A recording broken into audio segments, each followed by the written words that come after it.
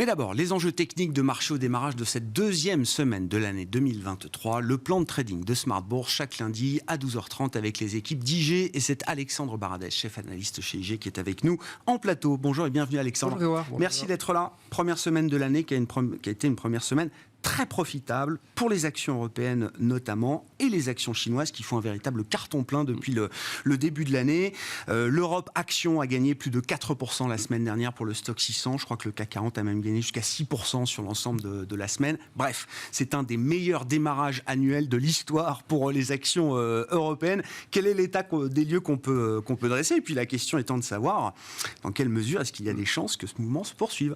À l'état des lieux, on peut même le ramener un peu en amont finalement. Le rallye du CAC et des gros indices européens, même des valeurs aussi plus cycliques ou plus traditionnelles aux États-Unis, contrairement aux valeurs de croissance, c'est fait avec ces anticipations sur la Chine qui ont commencé à apparaître dès la fin du mois d'octobre. Donc le gros rallye finalement, c'est les 20% qu'on regarde. C'est pas seulement la première semaine, c'est toute la vague de hausse de fin octobre, 20% de hausse dans laquelle nous sommes actuellement, et que le marché tente de réaccélérer à nouveau après une petite phase de consolidation. Donc ça s'est fait quand même majoritairement sur les anticipations liées à la Chine, avec un petit peu d'effet inflation, pic inflation US, mais ça on l'a pas trop vu. Ici, c'était vraiment l'inflation, on l'aurait vu sur les valeurs de croissance qui auraient redémarré en même temps. Or, c'est pas le cas. Ça redémarre un peu sur les valeurs de croissance après les chiffres américains. On voit là, le marché commence à anticiper que la Fed probablement sera quand même moins agressive. Après l'ISM, après les salaires US qui ont progressé moins fortement qu'attendu. Voilà, on commence à avoir vraiment des signaux sur les salaires ça se tasse, que sur l'activité aussi, ça commence à ralentir peut-être plus fortement qu'attendu côté US. Mais ce qui nous intéresse à savoir là, actuellement la partie européenne, c'est vrai que les indices sont... Alors, je vais continuer d'être optimiste comme on l'a été ces derniers mois, ça n'a pas été un tort. Mais la question c'est, est-ce qu'on regarde le sommet tout de suite? Est-ce qu'on regarde les 7004 sur le CAC hors dividende? Je pense que le point bas, ça il est fait. Plus on monte haut d'ailleurs, c'est un peu logique de dire ça, mais plus on va haut, plus ça sous-entend que le point bas, ce qu'on disait déjà il y a quelques mois, avait été fait. Ça se conforte. Mais est-ce que pour autant, parce qu'on a la conviction que le point bas a été fait, le point haut doit être... Est-ce qu'il faut revenir tout de suite au point haut? C'est ça, et l'idée qu'il y a derrière, c'est que la Chine le marché a bien joué l'hypothèse Chine. Les marchés chinois ont beaucoup rebondi, l'obligataire chinois aussi, le yuan a beaucoup rebondi aussi. Est-ce qu'à un moment donné, ceci n'est pas déjà dans les prix? Et finalement, cette ouverture, on voit qu'elle est quand même très lente. Ça se fait avec beaucoup de heures logiques, de heures sanitaires. C'est une très bonne nouvelle pour la seconde partie de l'année. Mais est-ce que le premier trimestre va pas être un trimestre où ça a grincé un peu encore au niveau de la macro chinoise? Et est-ce que finalement le marché est prêt à cela? Les PMI chinois peuvent rester sous 50 encore quelques temps, même si absolument la conviction qu'ils repasseront largement au-dessus de 50 dans les mois à venir, mais on peut avoir un premier début d'année qui va être quand même très encore tendu sur la partie Chine. Et est-ce qu'on n'est pas allé un peu trop vite finalement? Et est-ce que les earnings aussi qu'on va avoir, là, vous l'avez dit, qui vont commencer cette semaine, ce qui s'est repris en bourse, c'est effectivement les valeurs assez tradies finalement. Qu'est-ce qui a fait le gros rallye? Il y a eu de la banque, il y a eu de valeurs industrielles, des valeurs... c'est du tradit. D'où la surperformance de l'Europe d'ailleurs, du fait de la composition sectorielle des indices européens. C'est l'Europe bien sûr, mais c'est aussi la manière dont les indices européens sont composés. C'est ça, mais si on regarde un peu les anticipations de résultats côté US, par exemple, dans certains secteurs, la consommation discrétionnaire, par exemple, on attend quand même des replis hier tout hier. C'est-à-dire qu'on attend, alors pas sur les chiffres d'affaires, la progression globale côté US, on attend du 4% de progression des chiffres d'affaires, on attend 4% de baisse par contre sur les bénéfices. Et quand vous décomposez ça, c'est sur la partie banque, par exemple, que vous trouvez des révisions à la baisse assez fortes, sur la partie consommation discrétionnaire, la partie matériaux, etc. Donc, c'est là, je pense qu'il y a peut-être un besoin d'ajuster un peu, peut-être pas les valos, mais les niveaux de prix actuels par rapport à une de résultats qui va quand même révéler certaines, peut-être un peu encore faiblesses finalement. Et ça, selon moi, ça doit pousser un peu le marché à consolider. Sans le faire se retourner, mais ça doit l'amener, je pense, à consolider un peu. Et c'est ce qu'on va voir donc sur les... Ce serait le scénario idéal, effectivement, de ne pas basculer trop vite d'une logique de rattrapage, de normalisation de certains secteurs à l'idée qu'on pricerait tout à la perfection, quoi. Oui, parce que les multiples sont encore finalement... Les multiples sont revenus dans la moyenne, en fait. Les multiples du CAC à 10 fois les bénéfices, c'est en gros la moyenne des 10 ans. Si vous regardez le côté US, soit les PE forward ou les PE déjà passés, enfin les PE réalisés, enfin les bénéfices réalisés, on est sur des moyennes de 10 ans, en fait. Donc, sur la moyenne, on y est revenu à dire assez vite parce que l'effet taux est passé par là. Il faut que l'effet micro aussi soit digéré par le marché. Il peut être très bien, on parle de très belles surprises, que j'espère, mais je ne suis pas tout à fait certain quand même, entre la partie des coûts intrants, les salaires, matières premières autres, c'est maintenant que ça peut commencer à se voir un peu dans les résultats finalement. Voilà. Donc je pense qu'il y a une espèce d'entre-deux comme ça sur les résultats que le marché va devoir digérer. Bon.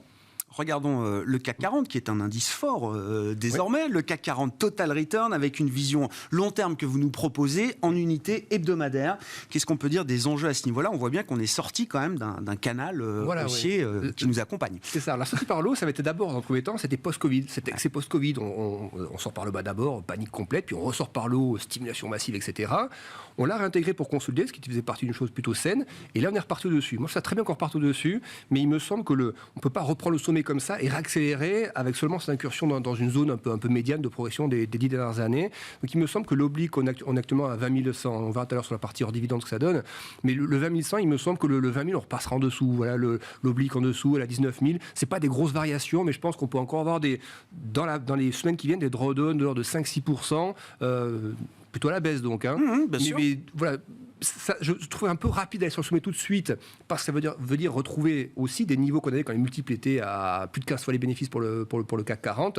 Il est tout de suite comme ça de manière linéaire, je serais un petit peu surpris. Donc il y a ça, et puis aussi des éléments un peu macro. La macro peut soutenir, je pense, plus l'aspect valeur de croissance. Ça oui, les salaires qui baissent, etc., les PMI terribles, ça c'est nature à détendre un peu les taux, donc plutôt les valeurs de croissance, mais ça acte aussi d'un ralentissement économique, et qui donc doit se voir dans les earnings. Donc je pense que c'est cette partie-là qui doit nous amener pendant quelques mois à latéraliser un petit peu encore, et voilà, et donc je pense qu'on peut encore avoir des moments de respiration du CAC de l'ordre de 4, 5, 6%, ce serait pas du tout impossible et injustifié non plus. Et ce serait pas si mal, parce que, je veux dire, ce rallye de 20% dont on parle, très peu en ont pleinement profité réellement. Je veux dire, il y a dans les métiers de la gestion, il y a quand même la gestion du risque qui fait qu'on peut pas être totalement, en tout cas beaucoup n'étaient pas totalement investis forcément ces derniers mois, et donc une partie des 20% ils ne l'ont pas capté. C'est ce qu'on voit dans la taille des... Et ça devient douloureux pour les performances. Et c'est ce qu'on voit dans la réserve de cash. Les poches de cash des gestions, on le voit côté US, côté Europe, les poches sont très larges malgré le rallye effectivement octobre, novembre, un peu décembre. Donc ça veut dire effectivement il y a du cash. Donc c'est ce qu'on disait il y a quelques semaines, on disait que c'est ça qui va aussi limiter du coup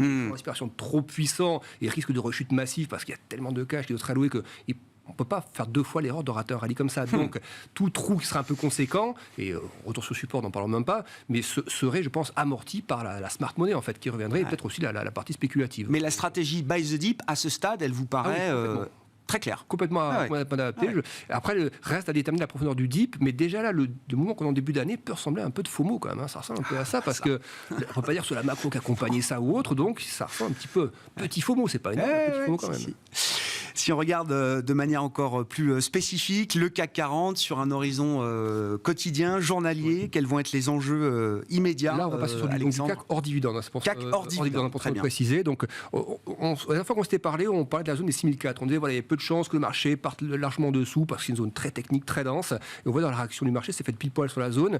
Moi, je ne pensais pas par contre qu'on irait aussi vite à 6008. Voilà, je pensais qu'on en allait rester quelques temps dans cette zone entre 6008 et 6004. Et comme on en sort, je crains un peu l'aspect bull trap par contre, à court terme. Je ne suis pas du tout inquiet pour le moyen terme, mais à court terme, je pense qu'il y a un petit risque de bull trap. Et si le FOMO dure encore un peu, on peut même taper des 6009. Vous voyez les zones, en fait, les deux obliques que vous avez en violet. La première, celle qui n'est pas les deux obliques, pardon, celle qui est horizontale, c'est l'ancien sommet des années 2000 pour le CAC hors dividende à 6944. Et l'oblique qui est juste au-dessus, c'est celle qui passe par deux sommets qui ont été touchés, des sommets assez éloignés, un de 2012 et un de 2015, sur la reprise post-crise des subprimes. Donc ça, c'est des niveaux importants d'un point de vue graphique long terme. Donc on est coincé là-dedans, je pense. On a ce plafond, je pense qu'il y a dur à passer. Et par contre, pour les arguments qu'on vient de citer, plutôt des risques un peu de digérer cette phase-là entre 6004 et 6009 quelques temps. Donc je serais plutôt à attendre un peu des opportunités désormais, un petit peu de retranchement dans ces phases-là, dans ces zones-là. 6004, 6005 sera assez généreux et cela, par contre, pour ceux qui ont raté ce dernier rallye, ce serait une super zone pour rentrer à nouveau. C'est plus des niveaux sur lesquels on a envie d'être agressivement acheteur, mais plutôt de laisser une phase de digestion s'installer. Parce qu'aussi, quels sont les moteurs du CAC? On les connaît tous. Vous avez le luxe, un tiers, puis aussi l'énergie totale qui pèse lourd là-dedans. L'énergie, on voit l'énergie, ça part à la baisse, etc. Ça va aussi se voir dans les cours des boîtes l'énergie, même si Total, c'est pas que du pétrole, évidemment, il y a beaucoup de renouvelables désormais. Mais le marché aussi, sur ces valeurs-là, beaucoup joue la phase reprise, la phase Chine, etc. Donc je pense que ça doit être consolidé. Et le luxe aussi, c'est des valeurs, non pas qui soient subitement inintéressantes, mais qui ont déjà bien intégré, je crois, la réouverture Chine un peu en amont. Et il va falloir aussi digérer un peu le résultat. Quand on regarde la partie américaine, Alexandre, alors désormais on regarde le Dow Jones en premier lieu, plus que le Nasdaq, qui est un indice secondaire désormais, on va le dire, en tout cas en termes de force relative par rapport aux autres. Que nous dit le Dow Jones aux États-Unis? Alors le Dow Jones, voilà, j'ai un graphique, alors, il peut paraître un peu chargé, mais il l'est pas en fait. Il est au contraire assez épuré.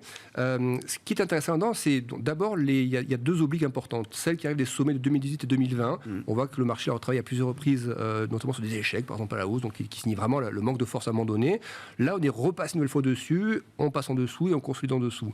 Et il y a une autre oblique qui est celle des points hauts intermédiaires depuis le sommet historique du Dow Jones. En fait, dans cette vague de chute, il y a des points intermédiaires. La question que je me pose, et je pense que c'est le risque en fait, le risque un peu ultime, mais vraiment ultime, hein, il serait là. Il serait qu'en fait, on ait une espèce de figure un peu d'inversion qui se mette en place, qu'on appelle une épaule tête-épaule inversée dans le jargon. Ça peut être pas forcément pile une UTE, ça peut être des figures comme ça où il y a quelques bottoms successifs. Mais je pense qu'on a affaire à ce genre de figure-là, qu'on va d'ailleurs après sur le Russell 2000, des figures comme ça, un peu de retournement progressif. La question que je me pose, c'est quelle est la profondeur en gros, du dernier point de chute. Est-ce qu'on l'a déjà vécu dans la phase récente avant le rebond? Donc, en gros, à 32 500, c'est ce qui serait pas du coup une vraie épaule tête-épaule, elle serait un peu déséquilibrée. Est-ce qu'il n'y a pas plutôt, et moi je penche un peu là-dessus pour les prochains jours, prochaines semaines, est-ce qu'il n'y a pas un risque d'avoir ce qu'on appelle un pullback en fait? L'oblique qu'on a cassé comme ça sur la phase de rallye haussier, est-ce qu'on ne peut pas la retaper? C'est une oblique qui se trouve un petit peu sous les 32 000 points. Et donc, dans ce cas-là, on aurait un bel équilibre, gauche-droite, avec une tête qui serait vraiment centrale. Et dans ce cas-là, ça correspondrait aussi à cette phase un peu d'assimilation, d'un rallye qui est peut-être un peu rapide, qu'on consolide. Et donc, pour le consolider, vous voyez, si on retombe dans cette zone-là, ce serait consolidé à peu près presque la moitié de ce rallye, en fait, et même pas 40% du rallye, voilà, du dernier rallye, des 3 derniers mois. Donc, il me semble qu'il y a un risque qui est celui-ci. Donc, vouloir aller trop tôt, je pense, c'est un risque. Idéalement, ce serait bien que le marché aille là, et je pense qu'il y a quelques arguments pour qu'on le revoie dans la zone des 32 000, voilà.